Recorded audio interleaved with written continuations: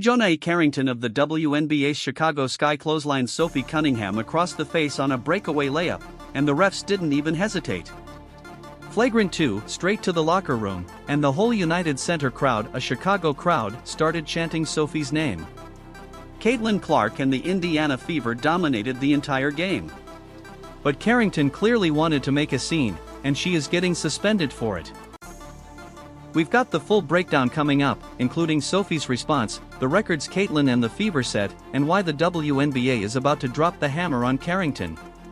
Do you think suspending Carrington is enough, or does she deserve a permanent ban? Let me know down in the comments below. With minutes left in the first quarter, Sophie Cunningham broke free on a fast break with nothing but open floor in front of her. Cunningham up ahead of the field, lays it in, plus the foul, and then Cunningham gets into the face of DIJONAI Carrington right away in the aftermath. DIJONAI Carrington and Sophie Cunningham comes down, gets her right across the face, coming down trying to prevent the layup, but that is just a hard hit. That's up 2 points, routine basketball play. Instead, DIJONAI Carrington chased her down from behind and swung her left arm straight across Cunningham's face and neck. Not at the ball, just at her. Sophie hit the floor hard and came up bleeding, but somehow she still banked in the layup and knocked down the free throw right after.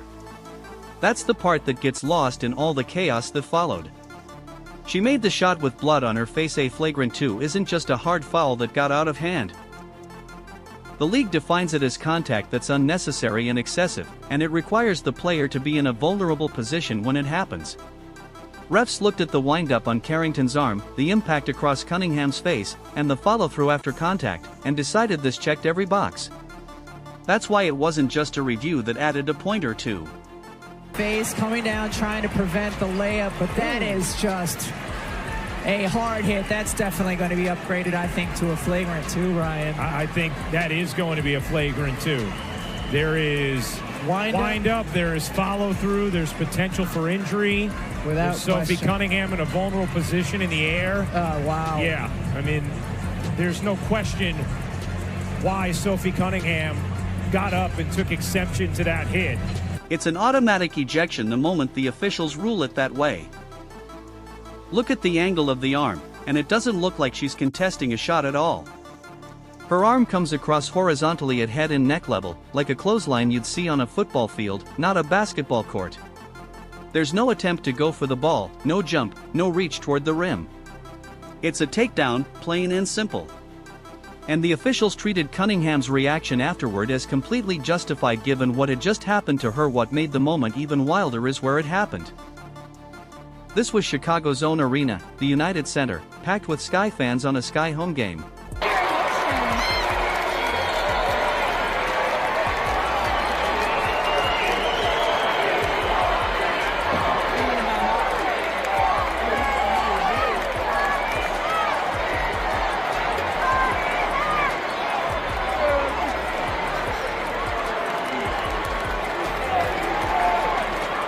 And when Carrington got tossed and started walking toward the tunnel, the crowd started chanting Sophie's name.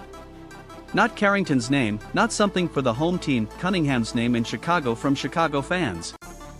That's not a neutral reaction. That's a building full of people telling Carrington she crossed a line even they wouldn't defend. So, the question becomes obvious, is this a one-time thing, a player losing control in the heat of a game, or is this just who Carrington is on the court? Rewind back to the 2024 playoffs, and you already have your answer. Carrington's hand landed directly in Caitlin Clark's eye during a first-round series between Connecticut and Indiana, leaving Clark with a visible black eye that lasted for days. No foul got called on that play at all, and Carrington later claimed she had no idea how her hand even ended up there. That eye poke wasn't a one-off either. In 2025 alone, Carrington grabbed Sarah Ashley Barker by the ponytail and yanked her straight down to the floor during a live play. She undercut Skylar Diggins-Smith on a fast break in a way that drew its own flagrant foul. Now, Carrington was trying to make a play on the ball, but by rule, the wind-up and follow-through are trigger signals for the officials that this will likely get upgraded. As everyone else is seeing this angle, I'm calling her in And I'm saying to her, I need answers. She even hurt her own teammate, Paige Buchers, while trying to foul someone else on a different possession. 3 different incidents, 3 different games, and every single one shows the same lack of control around other players' bodies. So, when people call the flagrant on Cunningham an overreaction, that's not really what happened here. The league finally caught up to a pattern that's been building for over a year across 2 different teams against her own teammates and her opponents alike. The wildest part is the ejection wasn't even the worst thing Carrington did that night. There was a little wind up there and there was some follow through. This will probably get upgraded. Now Carrington was trying to make a play on the ball, but by rule, the wind up and follow through are trigger signals for the officials that this will likely get upgraded. Absolutely dirty, reckless abandon. What she posted online minutes later turned a basketball foul into something a lot bigger. Fans figured Carrington would at least stay quiet after getting tossed. Maybe apologize later. Maybe just let the flagrant speak for itself. Instead, from the locker room, still in the middle of the game, she posted white privilege on Threads and tagged the Fever's own account directly. For the basketball, she basically reached around Shepard's body, but the fact that she went for the basketball and for the block really It's a basketball is, play. yeah, it is, and she ends up getting Shepard in the face, the nose. I don't know which takes precedent. Oh, see, it's the hit the ball and then it's the pull back. They're showing it on the Jumbotron at a different angle that sort of looked like, watch after Carrington goes for the block, watch her pull back right here, and that's the part that I don't know if you separate that. On Twitter, she followed it up with August 23rd, the date of the next matchup between the Sky and the Fever. 2 posts, minutes apart, and basketball fans everywhere started screenshotting both of them before the game had even ended. The spread was instant. Basketball media accounts picked it up within minutes. Fan pages reposted it, and the August 23rd post especially got read by a lot of people as something closer to a threat than a schedule reminder. This wasn't some slow burn story that built over a day.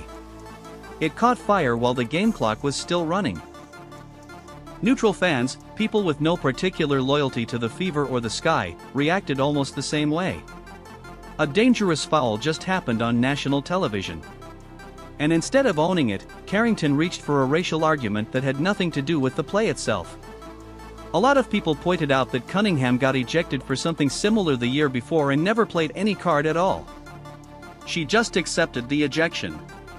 So, the white privilege framing didn't land as an explanation. Carrington goes to the locker room and tweets out white privilege. Then, DIJONAI Carrington tweets 823. Seems like a threat to me. Seems like a threat to me. Yo, Sophie Cunningham said what she said. Quote, I said what I said. And these ladies in the WNBA, if I can call them that, I don't know what they all identify as, but these ladies in the WNBA, it's open season on her. It landed as a distraction from a clothesline now. Compare that to how Caitlin Clark handled her own controversy in the very same game. In the third quarter, Clark drove to the basket, got bumped off balance by Natasha Cloud, stumbled out of bounds, and brushed into referee Genesis Perrimont while trying to catch herself. The official called a technical foul, claiming Clark had intentionally seated out the official and used a forearm, which is not close to what actually happened on the replay. Clark threw her hands up and said, "For what?" Because there was nothing intentional about falling out of bounds after getting hit by a defender. That tech was one of the worst calls of the season. And Coach Stephanie White said so without holding back afterward. She got her own technical for yelling, "That's bullshit." And later joked in the press conference that she'd heard the F word all game long from everyone else, but her tech was the one that mattered. And I am 99.9% sure the only person that walked into that building with an inkling that something was going to happen, that DIJONAI was going to try to clout chase, that Natasha Harron was going to try to clout chase, the only person with enough brains and enough maybe street sense, street smart, was Sophie Cunningham. She's probably the only one that walked into that building knowing this might get left. And leave it up to DIJONAI Carrington. Yeah, it went left. the whole situation what it was, a bad call made on a player who lost her balance from contact she didn't start. Here's where the league's response gets interesting. The Fever's front office appealed the call almost immediately, and within 2 hours and 20 minutes of the final buzzer, the WNBA rescinded Clark's technical completely. Clark had actually told ESPN's Holly Rowe right after the game, "I'll see you on Tuesday." Like she already knew the league would fix it. So, think about the timeline here. So clearly was a foul, was not called. Oh, she didn't even say anything. Was it just because she bumped into the official?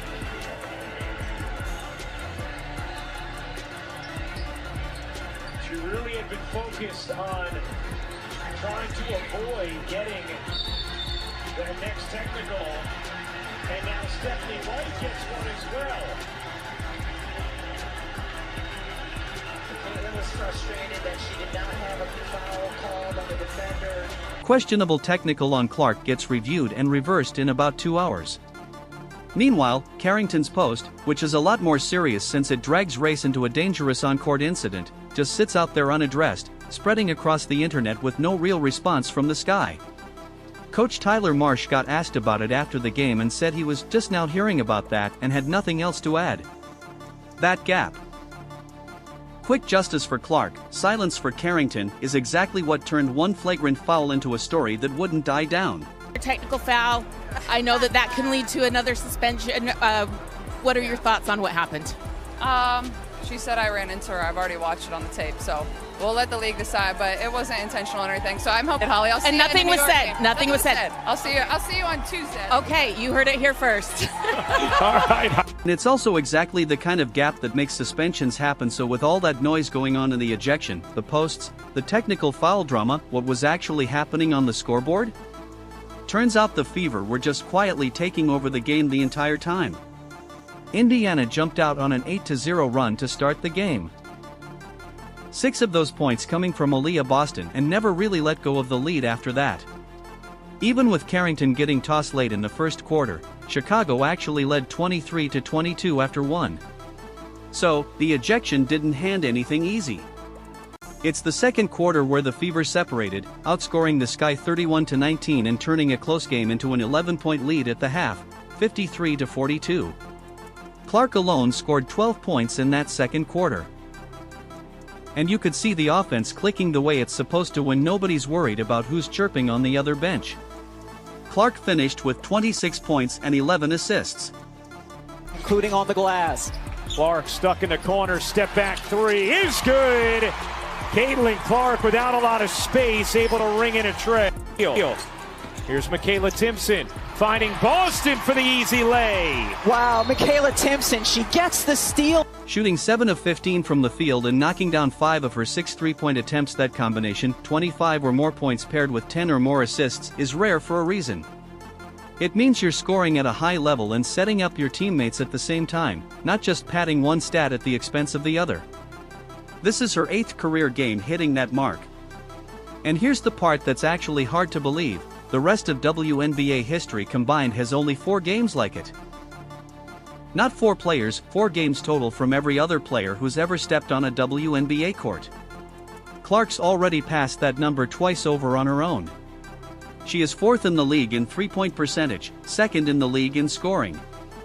Kelsey Mitchell matched her scoring punch for punch, dropping 27 points on 11 of 22 shooting. That extends her streak to 16 straight games scoring 20 or more points, breaking Aya Wilson's old record of 15 in a row. Second half for them. Sheldon staying on the floor. Clark a deep one. Wow! Clark able to bury the bomb. Clark a deep launch. Too much on it. No! The bank is open in the friendly confines of United Center for Caitlin Clark. WNBA history has ever scored at that level for that many games straight in one season.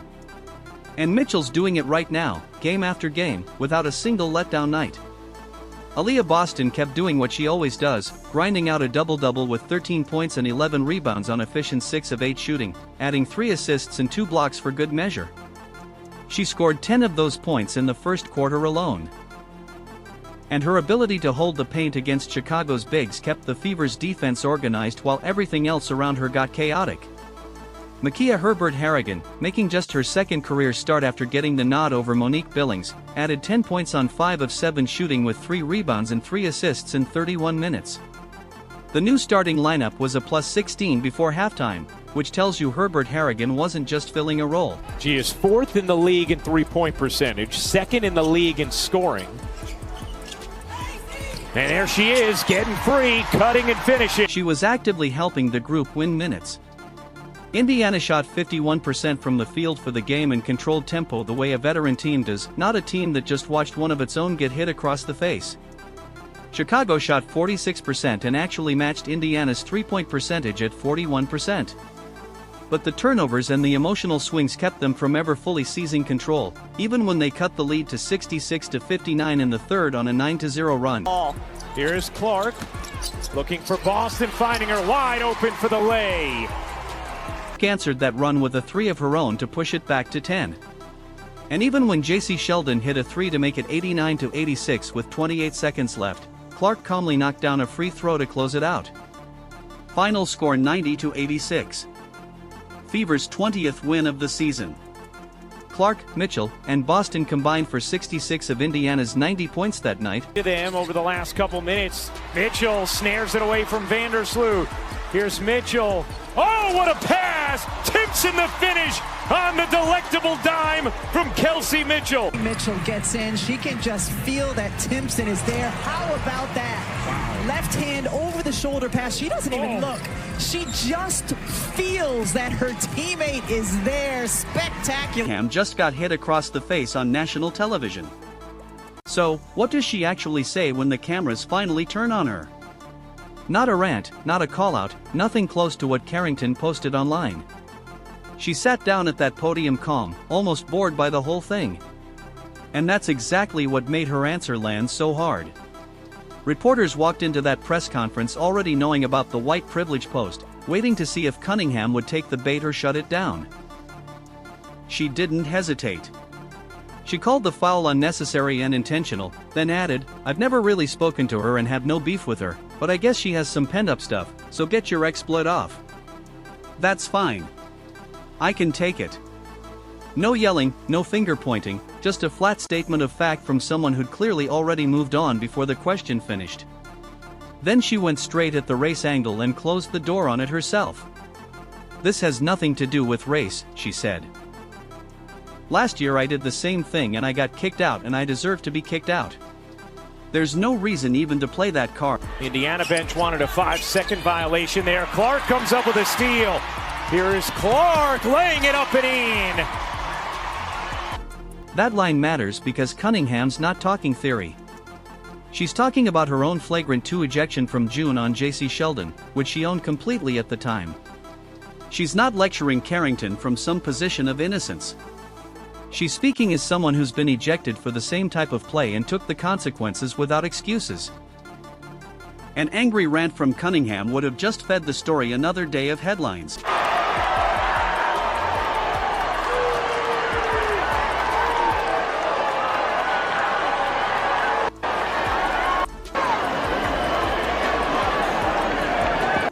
Now, I will say this. We're in Chicago. Sophie Cunningham wasn't really getting booed in Chicago. Sophie Cunningham not getting booed every time she touches the ball shows how crazy the fans in Portland, Seattle, and Minnesota truly. She went dismissive, and dismissive is harder to argue with than outrage. She added that Carrington wasn't even on the team last year when all that was going on and pointed out that people just want attention when they play a nationally televised Fever game. Calling it what it is, attention-seeking, strips away any argument that this was about basketball or history between the two players at all. So right after, what was your view of the play and why did you choose to do that? I mean, just to protect him. That's it. I got my teammate back always, so just to get out of the way.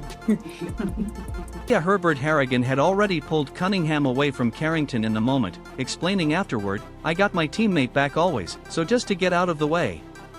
Fans online treated Cunningham's presser as the final word, clipping it and passing it around as the moment the story got settled for good.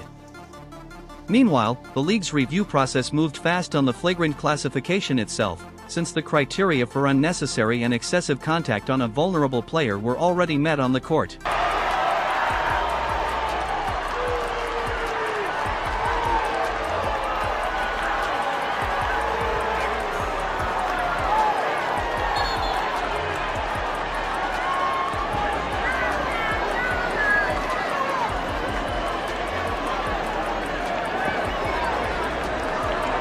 Reporters covering the team, including Scott Agnes of Fieldhouse Files, pointed straight at what came after the ejection.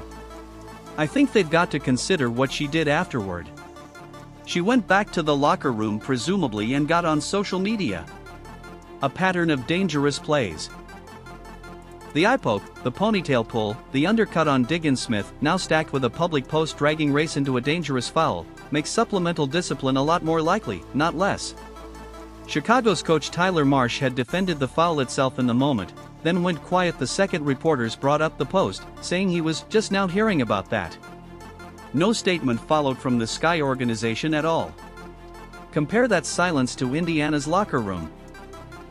Confident, already talking about the next game, already moving forward with a signature win despite getting physically attacked on their own fast break. Carrington sitting there waiting on a league decision, and the Fever already have their story written. Indiana won the game 90-86. And Indiana won the other fight too, the one that actually mattered more. Carrington threw the punch, threw the tantrum online, and Cunningham answered with a shrug that said more than any rant could. Clark, Mitchell, and Boston just proved they can play through an ejection, a bad tech, and a social media firestorm, and still put up a signature win. Picture that core in the 2026 playoffs with this kind of poise already built in. Keep backing Clark. Keep backing Sophie. Keep backing this Fever team. And keep calling out every cheap shot thrown their way. Do you think suspending Carrington is enough, or does she deserve a permanent ban? Let me know down in the comments below. And don't forget to like, subscribe, and turn on all notifications as we're bringing you all the action and top stories. Click the video on the screen and we'll see you in the next one.